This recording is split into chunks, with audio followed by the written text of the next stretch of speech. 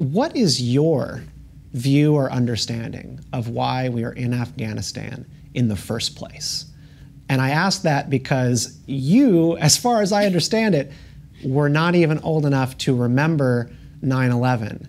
And our mission there has changed decade over decade since we've been there. And they've reframed the debate and then tried to convince Americans that the mission never did change. I remember 9/11. I was a hawkish teenager as a result.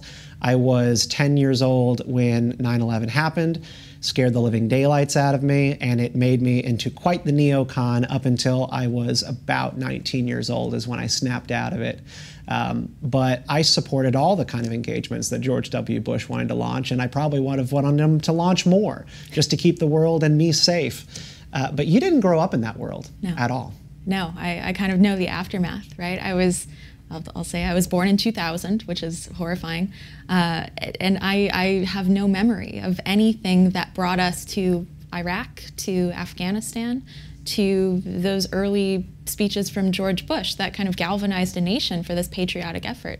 I don't know any of that. I've just kind of seen the deaths and the collateral damage and the security and surveillance that have emerged from that domestically, and our reputation internationally as a result. And it's difficult in a way to research and write about these things as somebody who didn't witness them.